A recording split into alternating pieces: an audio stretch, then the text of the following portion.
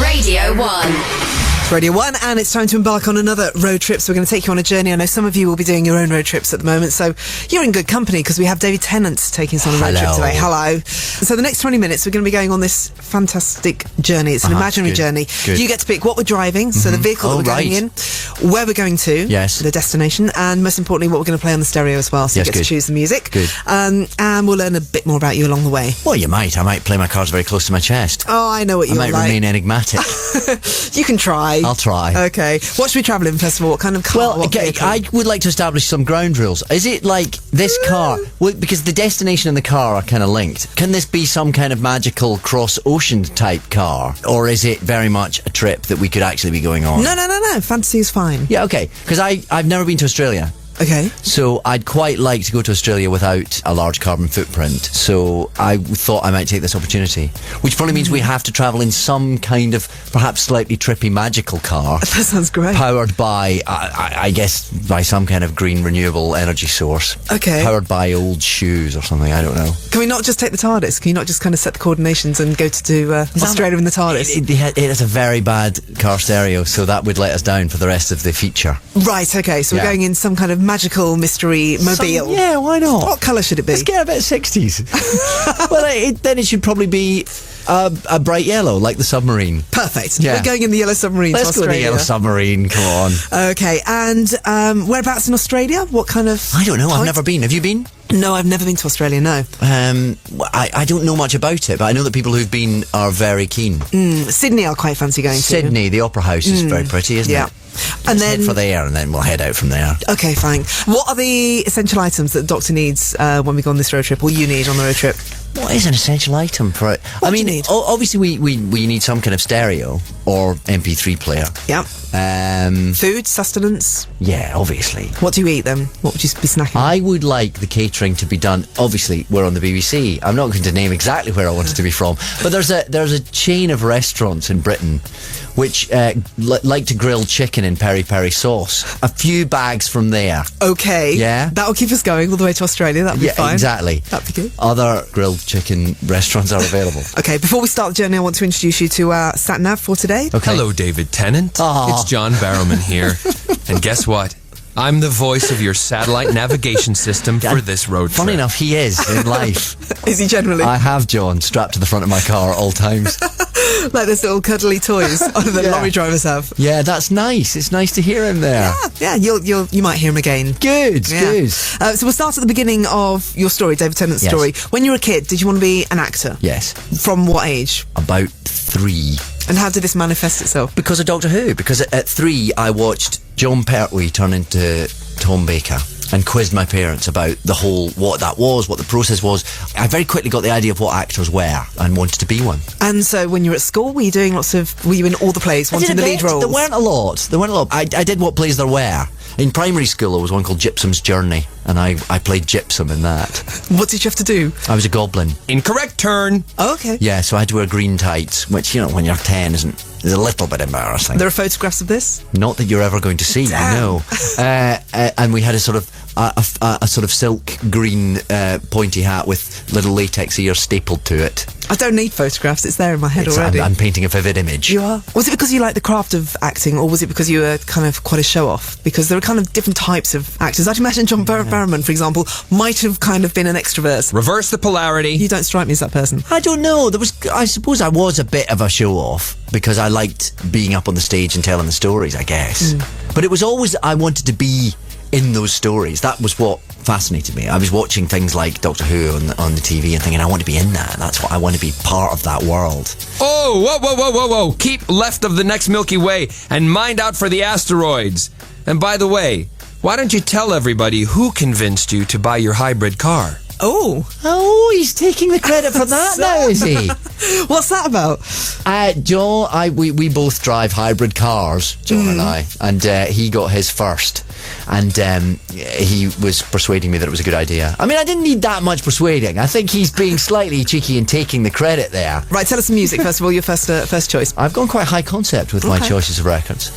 What I've decided to do is I'm picking the first record I ever bought, and then later I'm going to pick the next record I've bought, which hasn't even arrived yet. I've ordered it, I haven't even got it yet. And then in the middle we'll do what I'm listening to at the moment. Do you like that? Do you like that? No, that's a good concept. That works for me. So I'm very intrigued to see what your first record The was. first record I ever bought. I bought it from Woolworths in Paisley. 7-inch single. I've still got it. I think it cost 79p. She's still going strong. Okay. She was also my sexual awakening, quite frankly. She was all over my bedroom wall. It's Madonna with Like a Virgin. Like a Virgin, then. Madonna, and that was the first choice of David Tennant. So sexual awakening, then. Touched for the very first time.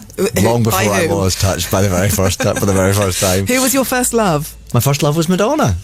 And your first real love? Oh, because I doubt that she reciprocated. Your first kiss? My first kiss was with Melanie Hughes in primary 6 or 7, I think it was. Yeah, Melanie was quite cool. I was amazed. You did well, did you? Really well. Although it didn't last. She two-timed me. Did she really? With who? Do you remember the boy's name? Kenneth McMahon. You do remember? I do. Kenneth McMahon. If you're listening, Kenneth, I've never forgiven you. Do you remember the first lines that you did in Doctor Who? The first day when you were shooting? Yeah, the first day I was shooting was me on my own in the studio, finishing off the first series, because the first series had been shot and was in the can, and then it was decided that it was going ahead and I was coming in, so we had to go and do my half of the regeneration, which was, New Teeth is the bit that I always remember. There's a bit before that, wasn't there? And I can't believe it. Barcelona? No, that's how it finishes. Oh, New Teeth, that's weird, but I say something just before that. Everyone will be emailing and texting in straight away now telling you. It's John Barrowman. Hi, your John. sat-nav voice for this road trip into the space-time continuum. Right. He's doing sound effects now. Amazing. I think he's got something else to say. Turn right at the next planetary junction. And while you're there, David, could you please tell the story about the problem the Doctor and Jack have with their coats when they run? And by the way, who wins those races? John, you know you're going to lose if you start that one up.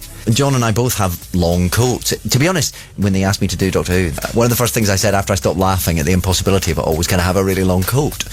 And indeed I did.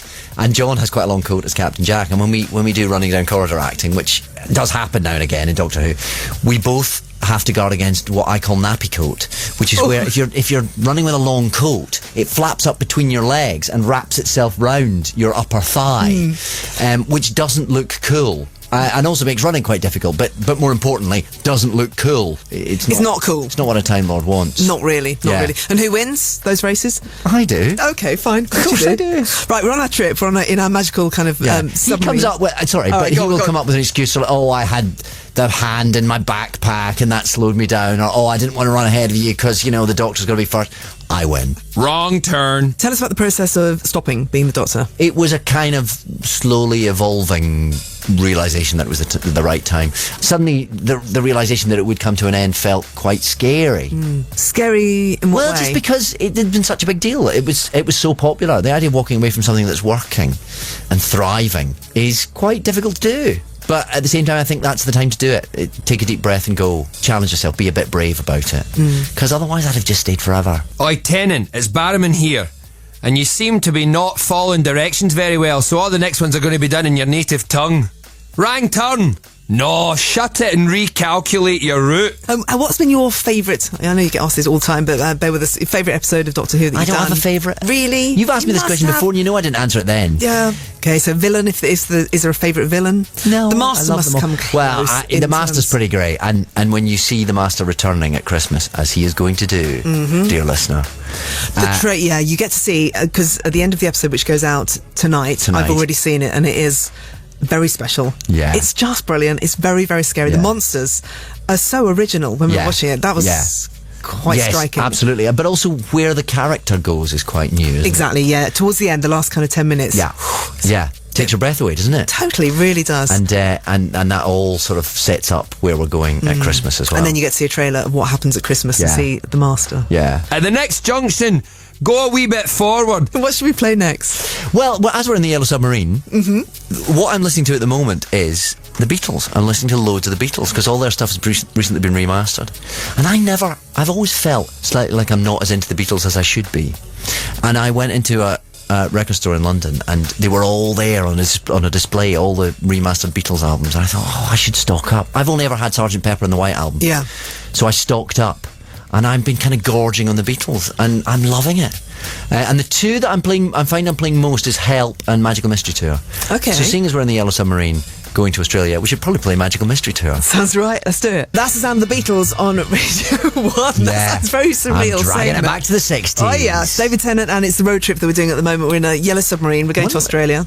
Looking to the road ahead and also to the future, where is your future? Where are you going next? What are you doing? Well, we've got a couple of films coming out. Glorious 39 is out next week, which is a film I did with Stephen Poliakoff, with every great actor in Britain. Bill Nye, Romola Garai, Julie Christie, Christopher Lee's in it.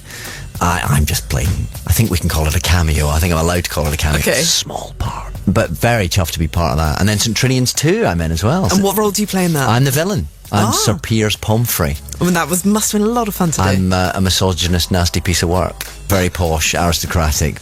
And then America beckons after that. I'm going to LA. I'm doing this pilot for NBC television in Los Angeles. That's exciting. It is. It's quite weird because in Britain you'd make a pilot kind of behind closed doors, and but out there we're making a pilot. If it doesn't work, that's fine. Hey, it's all very inclusive and very positive. And who else is in that? Sorry, Jeffrey Tambor is in it. Oh, who's he? What's he? Jeffrey Tambor. Oh, come on. Sorry, the Larry Sanders Show. Okay. Hey now. Right. Hank from the Larry Sanders Show. Okay, fine. I'm so overexcited even to meet him. I'm so thrilled that I'm going to get to meet Jeffrey Tambor, let alone do scenes with him. I'll be a bit gobsmacked. Do you get scared? Do you get intimidated by people at I will times? by Jeffrey Tambor. Right. Yeah, because he's probably the funniest man alive. We did Number One the Buzzcocks recently, didn't we? We did. Which is coming out at Christmas. And I had the very easy job of having all my jokes written for me by the scriptwriters. That's how I like it. Yeah, that was fun. That was a lot of fun. It was fun, Bernard Cribbins was incredible. Free associating. Noel Fielding, I think, is going to sign him up for the Mighty Push because he's more surreal than Noel was. What's been the greatest plaudit that you've had, the best compliment of your time doing the Doctor? Is there what's kind of meant a lot to you? Oh, there's been so many things that you feel incredibly privileged by. I mean, obviously the awards and all that kind of adulation is wonderful and beyond expectation.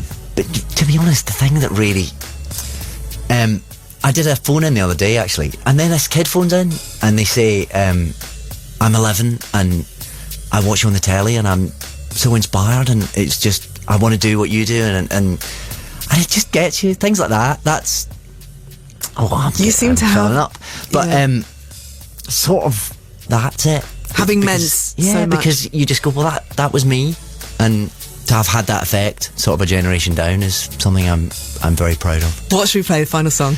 Well, this is the next record I bought. I bought it, but it hasn't quite arrived yet, so it's not quite there. And I heard this when I was out in America, and they're playing it all over K-Rock in LA, and it was on all the time. You have to drive in LA. You don't have any choice. In a hybrid. I had a hire car. I couldn't get a hybrid. I'm getting a hybrid next time. So I was driving around and this came on like 17 times a day. Their playlists are quite small, but I just love this song, and it's by a band I'd never heard of before, Owl City, and it's called Fireflies. David Tennant, you have been brilliant in every respect as the Doctor. Thank you very much indeed. Thanks for having me. Owl City is the name of the band and Fireflies is the title of the track, and that's the third choice of David Tennant. Doctor Who did the road trip for us today. I hope you enjoyed that. He was really moved. You might have noticed towards the end when I asked him kind of what everything meant. He was talking about the boy who phoned up and he was properly welling up. At the end he did the macho thing, went, I haven't had much sleep and everything, so I hope that was okay. So no, actually you were showing how human you are as well as being a Time Lord. But yeah, really kind of realising the significance of what he's done with Doctor Who, which has been brilliant through and through. We've had some lovely texts coming through. Daryl from Kent, David has very good taste in music. Oh my goodness me, I love David's accent. Why does he ever not use it? Katie in Birmingham. So lots and lots of love for the Time Lord himself. Thank you very much indeed to him for doing the road trip for us.